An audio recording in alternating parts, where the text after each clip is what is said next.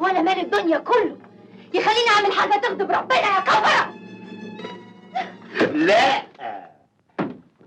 تعالي ما تخافيش، تعالي تعالي تعالي.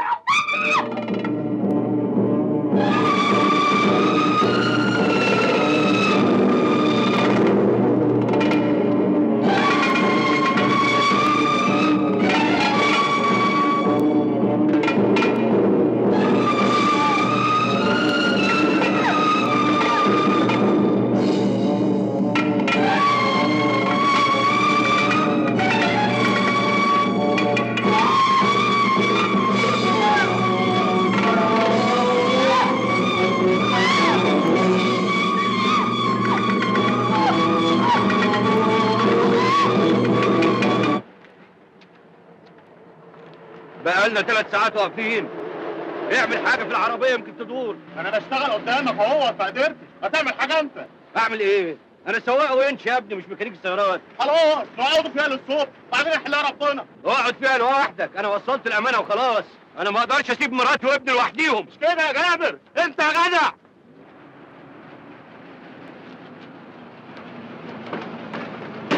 خد اسكندريه يا عم المعروف.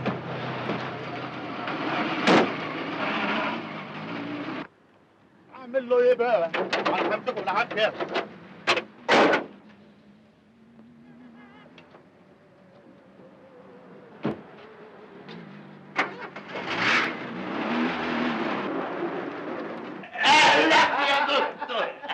عقبال البكاري يا عريس. عقبالك انت يا دكتور الهنا.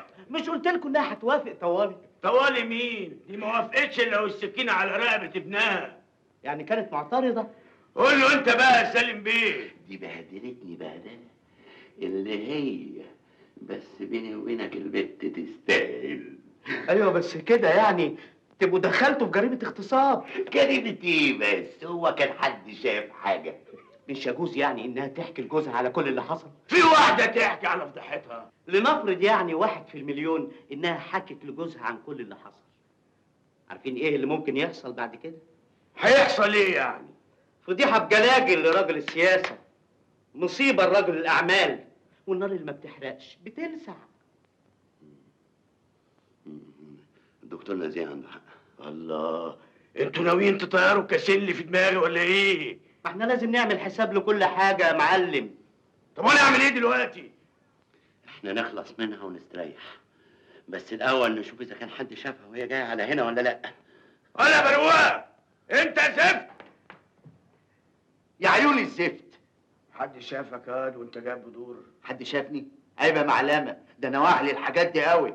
خلاص اطلع خلص عليها هي وابنها وتويهم في اي حته. اخلص على مين يا معلم؟ بدور يا واد. بدور ما مشيت يا معلم. ايه؟ مشيت؟ ايوه مشيت، ولسنت كده بشويه كلام قبل ما تمشي انها هتفضحكم في البلد كلها، بس الكلام ده بقى بتاع وقته من زعلها يعني. محدش طلب رايك، انت تتفضل وراها في البيت في الشارع في اي حته، المهم انك تخلص عليها قبل ما جوزها يرجع تاني يوم الصبح.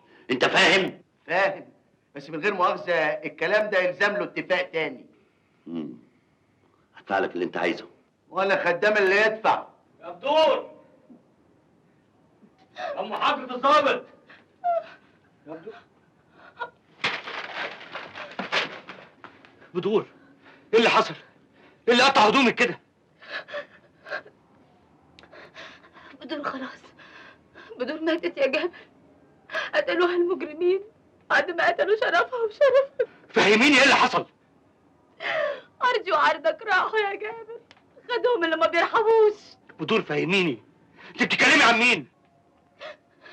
المعلم اللي بتفديه بروحك وسالم به نصير الغلابه اغتصبوا مراتك. اغتصبوها والسكين على رقبه ابننا الغلبان، وكانوا حطوه على رقبتي انا ما كانش همني.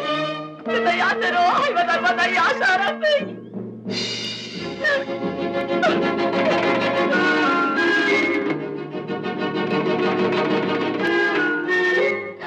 طب يعملوا كده ليه؟ ايه اللي ناقصهم في الدنيا عشان يعملوا كده؟ انت حظاظ يا رب، انت حظاظ.